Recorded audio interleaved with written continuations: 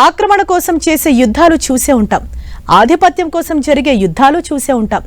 కానీ భారత్ చేసే యుద్ధానికి ఓ లెక్క ఉంటుంది. ఏం చేసినా లెక్క ప్రకారమే ఉంటుంది. శాంతిని కోరుకోవటమే కాదు, తేడా వస్తే తాట కూడా తీస్తుంది. మాటకు మాట జవాబుగా సరిపోతే ఓకే, చేతల వరకు వస్తే వెంటాడి వేటాడుతుంది. దొంగ దెబ్బ కొట్టాం, దొడ్డిదారిన తిరిగి వెళ్లిపోయామనుకుంటే వదిలేది లేదు. బిడ్డా వెతుక్కుంటూ వచ్చి నీ అడ్డాలో ఖతం చేస్తామని నిరూపిస్తోంది భారత్. భారత్ అంటే సహనం, ఓపిక, శాంతి మంత్రం. ఇంకా ఏదైనా జరగరానిది జరిగితే అంతర్జాతీయ చర్చలు. 10 ఏళ్ల క్రితం వరకు భారత్ ను ఇలానే చూసింది దాయాది పాకిస్తాన్. కానీ 10 ఏళ్ల నుంచి బార్డర్ లో గన్నులు ఎప్పుడూ లోడ్ చేసే ఉంటున్నాయి. చీమ చిటుక్కుమన్నా ఏమాత్రం డౌట్ వచ్చినా బుల్లెట్ దిగిపోతుందంతే.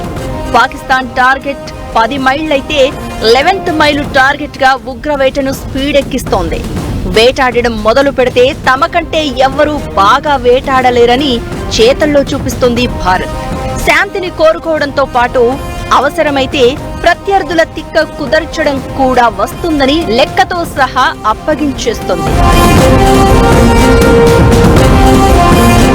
టెర్రర్ ఆపరేషన్ లో కొత్త ట్రెండ్ ను ఫాలో అవుతోంది ఇండియన్ ఆర్మీ. దొంగదారిలో వచ్చి దాడి చేశాం, దొడ్డిదారిలో జంప్ అయ్యామని ఖుష్ అయ్యే ఉగ్రవాదుల ఆటలు ఇక చెల్లవు. శత్రువు ఎక్కడున్నా ఇంటికెళ్లి కొట్టినట్లు పక్కోడికి కూడా అనుమానం రాకుండా పని కానిచ్చి తిరిగి వచ్చేస్తున్నాయి మన బలగాలు. ఉగ్రవాదులకు ఇండియాలో ఉంటేనే భయం కాదు, వారు సేఫ్ అనుకుని తమ అడ్డాలో ఎవరు అడుగు పెట్టలేడనుకున్న చోటునే ప్రాణ భయంతో తిరుగుతున్నారంటే భారత్ టెర్రర్ ఆపరేషన్ ఏ లెవెల్లో ఉందో అర్థం చేసుకోవచ్చు.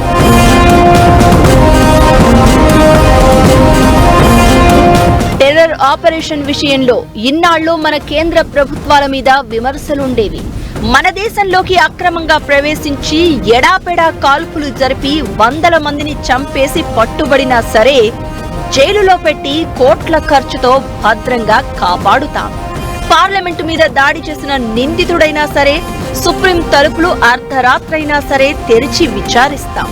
పాకిస్తాన్ నుంచి వందలాది ఉగ్రవాదులు తరలి వచ్చి విధ్వంసాలు, ఊచకోతలకు పాల్పడుతున్నా మనమేమీ చెయ్యలేమా అనే అసంతృప్తి ఉండేది. ఇప్పుడది మారింది. ఏదైనా ఉగ్రదాడి జరిగితే గంటల్లోనే రియాక్షన్ ఉంటుంది.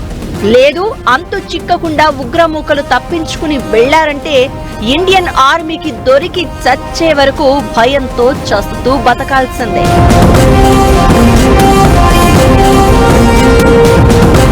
నింగి, నేల, సముద్రం ఏ రూట్ లో వచ్చినా శత్రువు అంతు చూస్తున్నాయి భారత బలగాలు.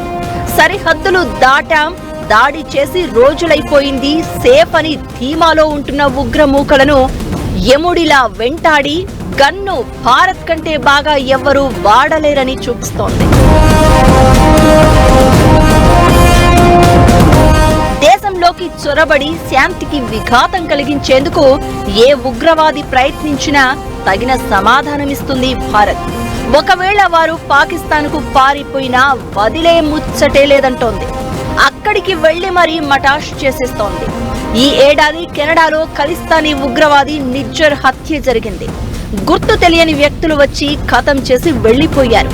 అయితే ఇది భారత ఏజెంట్ల పనే అని కెనడా ఆరోపిస్తోంది.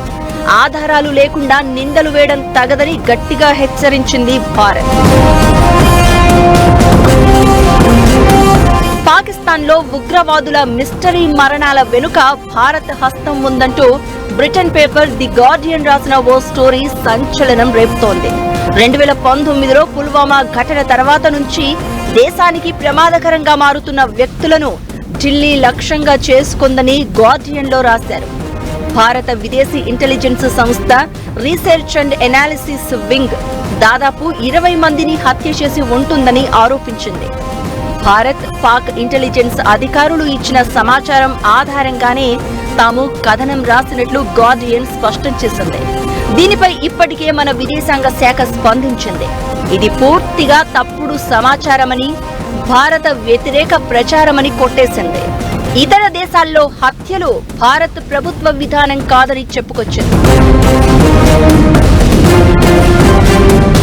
2019 పుల్వామా టెర్రర్ అటాక్ తర్వాత పాకిస్తాన్ భారత్ మధ్య అంతంత మాత్రంగా ఉన్న సంబంధాలు కూడా తెగిపోయాయి. కశ్మీర్లో పాక్ టెర్రర్ యాక్టివిటీ పెరిగిపోయింది. పూంచ్, అనంతనాగ్ సెక్టార్లలో ఉగ్రవాదుల కవ్వింపులు ఎక్కువయ్యాయి. అయితే కొన్ని టెర్రర్ అటాక్స్ లో ఉగ్రవాదులు దొరుకుతున్నారు. మరికొన్ని ఘటనల్లో మాత్రం దాడి చేసి తప్పించుకుంటున్నారు. దీంతో సీక్రెట్ ఆపరేషన్ చేస్తోంది భారత్. తప్పించుకుని వెళ్లి ప్రపంచంలో ఏ మూలన ఉన్నా గుట్టు చప్పుడు కాకుండా ఖతం కార్యక్రమం పూర్తి చేస్తుంది రీసెర్చ్ అండ్ ఇంటెలిజెన్స్ వింగ్.